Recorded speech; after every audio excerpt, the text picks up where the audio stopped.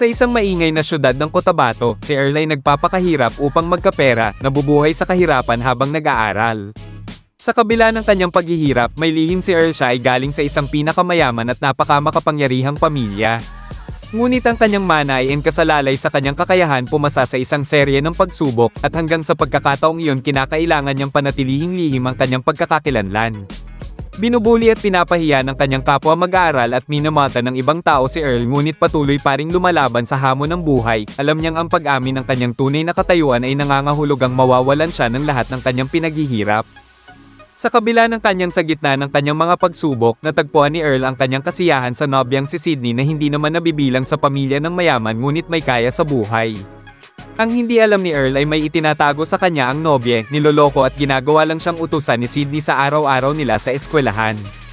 Maganda si Sydney at kilalang hot girl sa school dahil dito maraming lalaki ang nagkakagusto sa kanya, at isa na nga dito si Dats na kabilang sa mayayamang pamilya sa parte ng Cotabato, ngunit kung tutuusin ay wala siya sa kalingkingan ni Earl pagdating sa yaman at kapangyarihan kung alam lang nila, at ito na nga ang dahilan ng pagtataksil ni Sydney kay Earl. Si Earl ay nagtatrabaho sa isang hotel para sa kanya ng pang-araw-araw na pangangailangan. Isang araw, habang naatasan siyang mag-check out ng room ng isang guest, laking gulat niya na nandun ang kanyang nobye kasama ang isang lalaki na familiar sa kanya, at ito na nga si Dats. Sa kanyang pagkalito at pagkabigo, napagtanto niyang lihim siyang niloloko ni Sydney.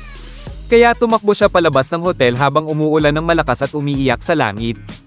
Diyos ko, paano niya nagawa ito sa akin? Ginawa ko naman lahat para sa kanya, kahit walang-wala ako ginagawa ko ng paraan.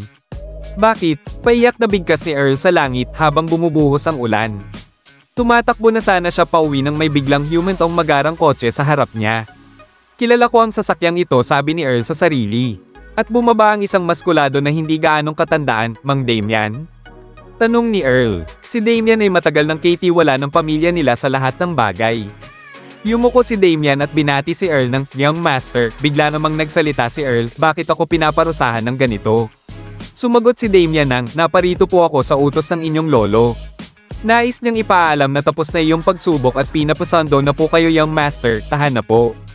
Hindi ko alam kung handa na akong bumalik, ngunit kailangan kong mag-isip at magpasya, sagot ni Earl, kaya sabay silang pumasok, sumakay sa kotse at inabot naman ni Damian ang ATM card na naglalaman ng 10 na milyong piso bilang regalo ng lolo sa kanya dahil natapos niya ang pagsubok bago siya maging opisyal na tagapagmana. Nang dumating sila sa kanilang mansion sa Feederville, sinalubong siya ng kanyang lolo, tatay, nanay at nakababatang kapatid na si Clark.